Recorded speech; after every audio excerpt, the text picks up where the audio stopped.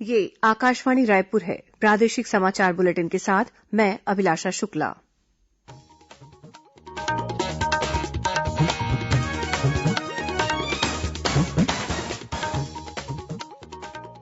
और अब पेश है आज के मुख्य समाचार। छत्तीसगढ़ में आज कोरोना संक्रमित 23 और नए मरीज मिले, 2 मरीजों की मौत।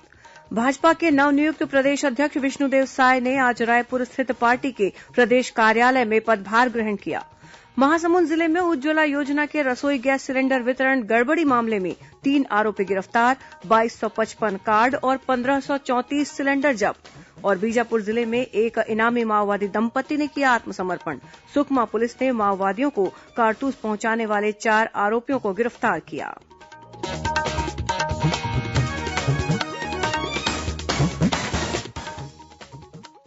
अब समाचार विस्तार से।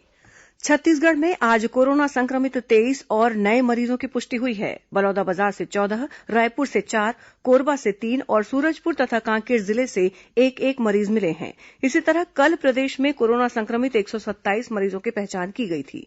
प्रदेश में कोरोना संक्रमित मरीजों की संख्या बढ़कर अब 923 हो गई है। वहीं फिलहाल 670 मरीजों का इलाज अस्पताल में चल रहा है।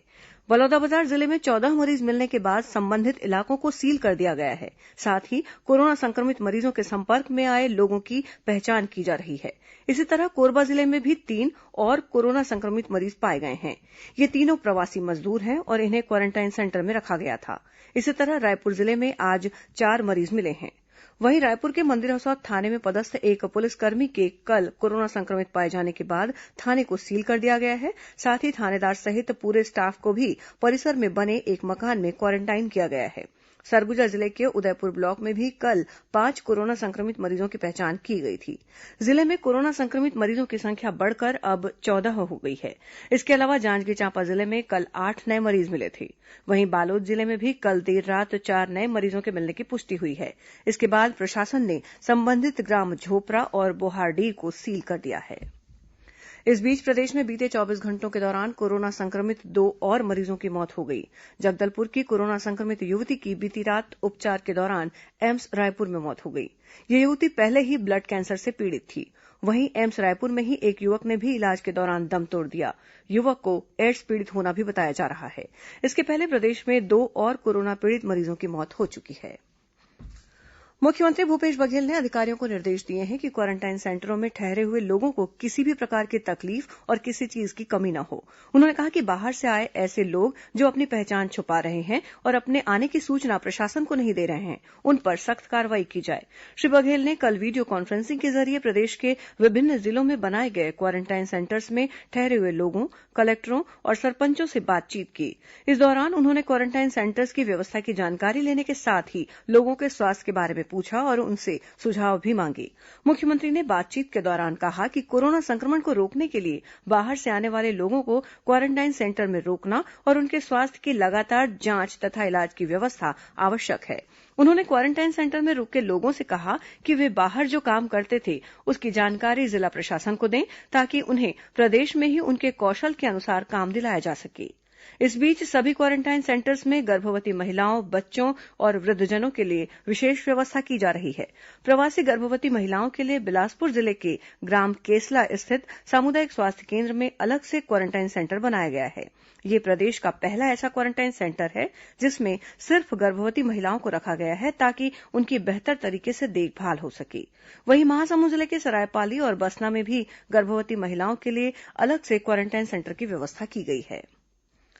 भारतीय जनता पार्टी के नवनियुक्त प्रदेश अध्यक्ष विष्णुदेव साय ने आज रायपुर स्थित पार्टी के प्रदेश कार्यालय में वरिष्ठ नेताओं की मौजूदगी में पदभार ग्रहण किया। इस मौके पर उन्होंने कहा कि यह दायित्व एक बड़ी चुनौती है। जब वे इससे पहले 2 बार अध्यक्ष बने थे तब प्रदेश में भाजपा की सरकार थी, लेकिन अब पार्टी विपक्ष में है। श्री साय ने कहा कि पार्टी के वरिष्ठ नेताओं और कार्यकर्ताओं के सहयोग से चुनौतियों का सामना करेंगे।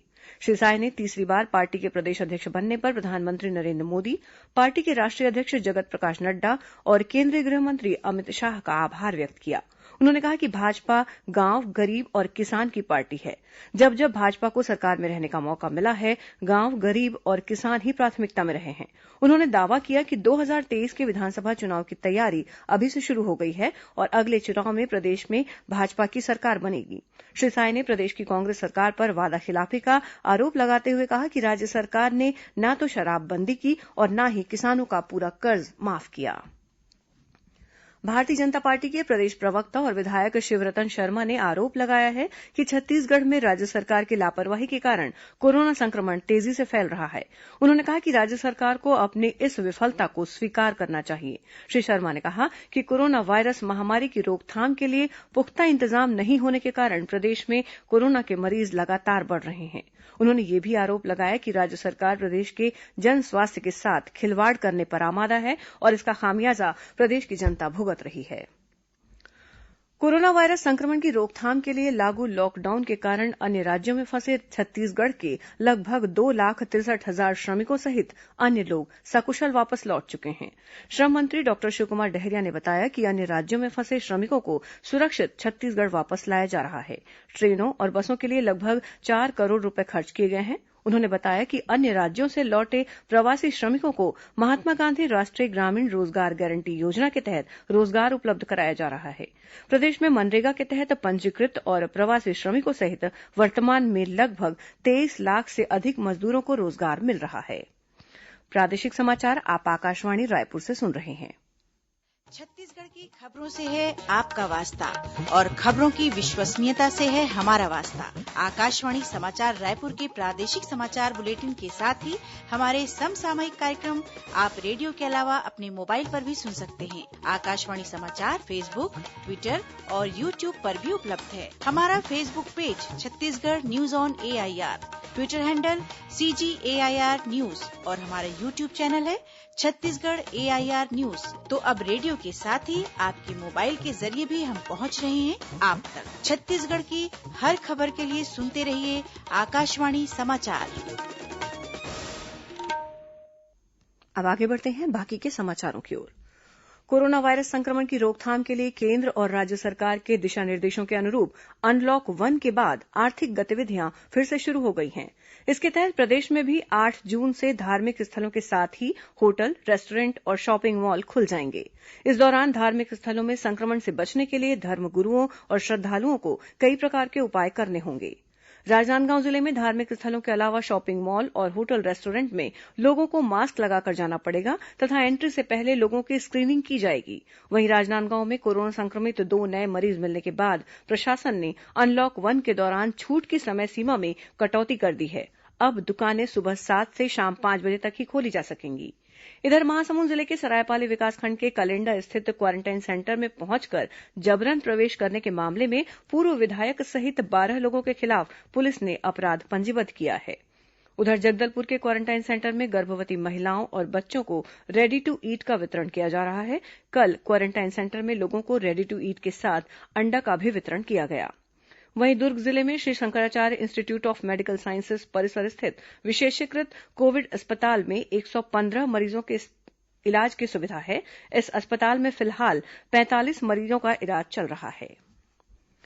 अखिल भारतीय आयुर्विज्ञान संस्थान एम्स रायपुर ने रोगियों के लिए एक नई तरह की एम्बुलेंस तैयार की है जो चलती फिरती मिनी आईसीयू के समान कार्य करेगी। इसमें गंभीर और दुर्घटनाग्रस्त रोगियों के जीवन रक्षा के लिए आवश्यक सभी सुविधाएं उपलब्ध होंगी। इसमें ट्रांसपोर्ट वेंटिलेटर और डिजिटल ऑक्सीजन डिलीवरी सिस्टम शामिल होगा। साथ ही इसमें जीपीएस भी लगा है जिससे पल पल इसके परिवहन पर नजर रखी जा सकेगी। नई एम्बुलेंस को नेशनल एम्बुलेंस कोड के मुताबिक तैयार किया गया है। एम्स रायपुर के निदेशक डॉक्टर नितिन एम नागरकर ने इस एम्बुलेंस सेवा का लोकार्पण किया। उन्होंने बताया कि इस एम्बुलेंस में आईसीयू के समान पूरा सेटअप प्रदान किया गया है। नई एम्बुलेंस में गंभीर या दुर्घटनाग्रस्त रोगी को घटनास्थल से अस्पताल तक पहुंचाने के दौरान दी जाने वाली आवश्यक चिकित्सा सुविधाएं उपलब्ध कराई गई हैं। इसे 9 घंटे तक नियमित रूप से प्रयोग किया जा सकता है जिसके लिए इसमें इन्वर्टर और बैटरी की सुविधा भी दी गई है। कोरोना संक्रमण से बचाव और लोगों की सुविधा को देखते हुए प्रदेश के पंजीयन कार्यालयों में दस्तावेजों के पंजीयन के लिए अपॉइंटमेंट व्यवस्था लागू रहेगी। दस्तावेजों के पंजीयन की संख्या में वृद्धि के मद्देनजर राज्य शासन ने आज से प्रत्येक आधे घंटे की अवधि में 3 पक्षकारों को अपॉइंटमेंट दिए जाने की व्यवस्था लागू की है। इससे पहले प्रत्येक आधे घंटे में मात्र 2 पक्षकारों को ही दस्तावेजों के पंजीयन के लिए अपॉइंटमेंट दिया जा रहा था। 6 जून या इसके बाद की तिथि में दस्तावेज पंजीयन के लिए यदि किसी पक्षकार द्वारा अपॉइंटमेंट लिया गया है तो वो निरस्त माना जाएगा। पंजीयन विभाग द्वारा 6 जून के बाद की तिथि के लिए अपॉइंटमेंट प्राप्त करने वाले सभी पक्षकारों को एसएमएस भेजकर उनसे नई व्यवस्था के तहत अपॉइंटमेंट प्राप्त करने के लिए सूचित किया जाएगा। महासमुंद जिले के सरायपाली और बसना क्षेत्र में उज्ज्वला योजना के तहत रसोई गैस सिलेंडर वितरण में गड़बड़ी का मामला सामने आया है। पुलिस अधीक्षक प्रफुल्ल ठाकुर ने बताया कि इस मामले में 3 आरोपियों को गिरफ्तार किया गया है। आरोपियों के पास से 2255 गैस कनेक्शन कार्ड बरामद किए गए हैं। साथ ही 1375 खाली और 159 भरे हुए सिलेंडर तथा 4 मालवाहक वाहन जब्त किए गए हैं। बीजापुर जिले में आज एक इनामी माओवादी दंपति ने पुलिस के समक्ष आत्मसमर्पण कर दिया। इन दोनों माओवादी के खिलाफ कई हिंसक वारदातों में शामिल रहने का आरोप है। पुलिस अधीक्षक कमलोचन कश्यप और सीआरपीएफ के डीआईजी कोमल सिंह के समक्ष इन माओवादियों ने आत्मसमर्पण किया। इनमें से पुरुष माओवादी पर 5 लाख रूपये और महिला माओवादी पर 2 लाख रूपये का इनाम घोषित था। वहीं जिले के बासागुड़ा थाना क्षेत्र में एक माओवादी को गिरफ्तार किया गया है। जिला पुलिस बल और केंद्रीय रिजर्व पुलिस बल सीआरपीएफ की संयुक्त टीम ने गश्त के दौरान चिल्कापल्ली के जंगल से इस माओवादी को पकड़ा। इस बीच सुकमा पुलिस ने माओवादियों को कारतूस पहुंचाने वाले 4 आरोपियों को गिरफ्तार किया है। इनमें दुर्ग कोंदल के 2, धमतरी और गुंडरदेही के 1-1 आरोपी शामिल हैं। इनके पास से बड़ी मात्रा में कारतूस और माओवादी सामग्री बरामद की गई है। प्रदेश के सभी ऐतिहासिक और पुरातात्विक महत्व के पर्यटन और धार्मिक स्थलों की मरम्मत और सौंदर्यीकरण के लिए वार्षिक कार्ययोजना बनाई जाएगी। पर्यटन और धर्मस्व मंत्री ताम्रध्वज साहू ने राम वनगमन पर्यटन परिपथ के पहले चरण के लिए चयनित चंद्रखुरी के विस्तृत परियोजना प्रतिवेदन के प्रस्तुतिकरण के दौरान ये बात कही। उन्होंने जैव विविधता और प्राकृतिक सुंदरता को ध्यान में रखकर पर्यटन और धार्मिक स्थलों के सौंदर्यीकरण के लिए ड्राइंग डिजाइन तैयार करने को कहा है। श्री साहू ने कहा कि चंद्रखुरी में माता कौशल्या के मंदिर और तालाबों तथा घाटों की नैसर्गिक सुंदरता को ध्यान में रखकर सौंदर्यीकरण का कार्य किया जाएगा। उन्होंने मंदिर परिसर में चारों तरफ औषधि और फलदार पौधे लगाने, घाट के आसपास समतलीकरण और मंदिर परिसर के पुल का चौड़ीकरण करने के भी निर्देश दिए। उल्लेखनीय है कि छत्तीसगढ़ में राम वनगमन पर्यटन परिपथ विकसित करने के लिए 9 स्थलों का चयन कर करीब 137 करोड़ रूपये की कार्ययोजना बनाई गई है। चयनित स्थलों को केंद्र सरकार की स्वदेश दर्शन योजना के अंतर्गत पर्यटकों की सुविधा के लिए विश्व स्तरीय अधोसंरचनाएं विकसित करने का प्रावधान है। और अब पेश है मौसम का हाल। प्रदेश में अगले 24 घंटों के दौरान कई स्थानों पर हल्की से मध्यम वर्षा होने की संभावना है। मौसम विभाग से मिली जानकारी के मुताबिक निसर्ग चक्रवात का अवशेष ऊपरी हवा के चक्रवाती घेरा के रूप में बिहार और उससे लगे उत्तर प्रदेश के ऊपर 0.9 किलोमीटर ऊंचाई तक है। ऊपरी हवा का चक्रवाती घेरा विदर्भ और उसके आसपास स्थित है। इसके प्रभाव से दक्षिण पश्चिमी मानसून के आगे बढ़ने के लिए अनुकूल स्थिति बन रही है। वहीं प्रदेश में अगले 24 घंटों के दौरान अधिकतम तापमान में विशेष परिवर्तन की संभावना नहीं है। लॉकडाउन के दौरान राजनांदगांव जिले में मृत 3 लोगों की अस्थियों को प्रयागराज स्थित त्रिवेणी संगम में विसर्जित कर दिया गया है। जिले से बीते 2 जून को अस्थि विसर्जन यात्रा प्रारंभ हुई, जो 3 जून को प्रयागराज पहुंची, जहां त्रिवेणी संगम में पूरे विधि विधान के साथ अस्थियों का विसर्जन किया गया। अब कुछ अन्य खबरें संक्षिप्त में। भाजपा के सभी प्रदेश प्रवक्ता और पैनलिस्ट कोरोना संक्रमण के दौरान सोशल डिस्टेंसिंग का पालन करते हुए अपने अपने निवास स्थान से ही डिबेट में हिस्सा लेंगे। कांकेर जिले के पखांजूर में पदस्थ बीएसएफ की 157वीं बटालियन के एक प्रधान आरक्षक ने आज खुद को गोली मारकर आत्महत्या कर ली। कोरिया जिले के मनेन्द्रगढ़ स्थित एक गोदाम से पुलिस ने करीब 50 लाख रूपये कीमत का गुटखा और गुड़ाखू जब्त किया है। जांजगीर चांपा जिले के सक्ती क्षेत्र के ग्राम पेरथा स्थित क्वारेंटाइन सेंटर से 3 मजदूर भाग गए। पुलिस ने मजदूरों के खिलाफ एफआईआर दर्ज कर उनकी तलाश शुरू कर दी है। दुर्ग जिले के हथखोज स्थित ट्रांसपोर्ट नगर के पास एक ट्रक की टक्कर से मोटरसाइकिल सवार एक महिला की मौत हो गई।